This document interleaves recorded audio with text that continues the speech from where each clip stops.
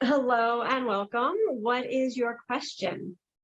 Hello. So listening to the others, and now I'm kind of like, well, let's see. All right. So I'm on the other side of my situation. We just have the one last thing to work out, which is selling of the house, which he's already resisting, but it needs to be on the market by the 23rd.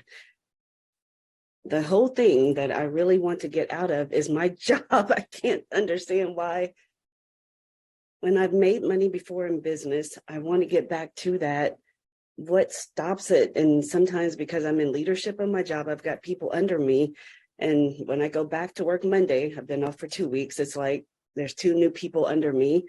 I'm like, I don't want to do this anymore. I don't want to do any of this anymore. But I think I focus on that versus getting my information out. And I don't know. I feel like it's a never ending cycle, like a maze. I think you told me that, and I was watching the manifestation videos as well. And I'm like, I feel like I'm just stuck but I've done so much work, and it's like, how do I just jump out of it and do it, do the doggone thing? I don't know.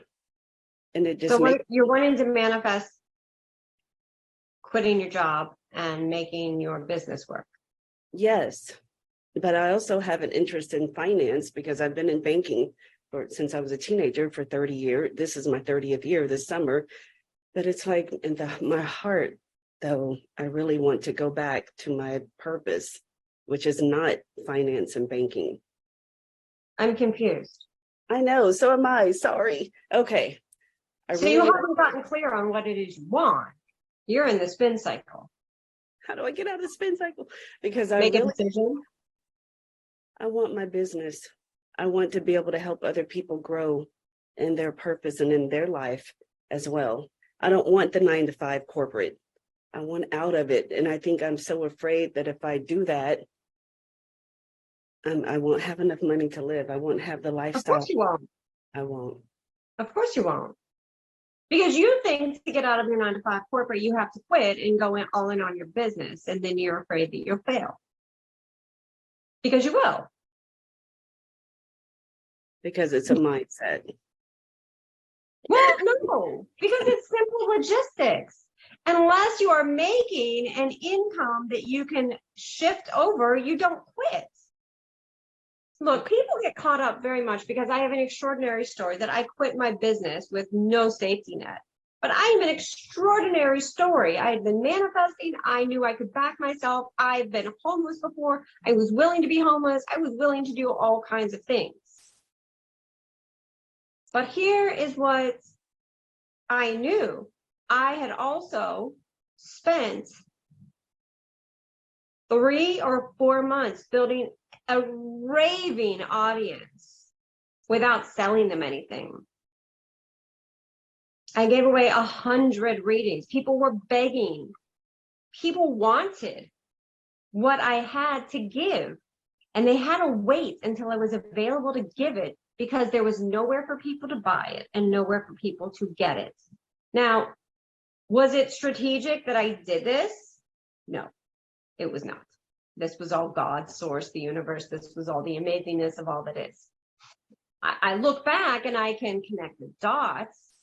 And the reason I created this audience is because I felt like I needed to practice and I needed help to help people, and I needed to build my own self-confidence. But in building my own self-confidence, I helped everyone along the way. And so if you want to help people, help people. I helped over 100 people for free before I ever took a dime. Here's what I see in the online space is people don't want to help people. And in helping people, if you want to serve, if you want to help people grow, if you want to help people in some way, you do something for free. Now, it doesn't mean that you have to do it behind closed doors. It doesn't mean that you have to do it without like recompense. It doesn't mean that you have to do it without like some type of exchange.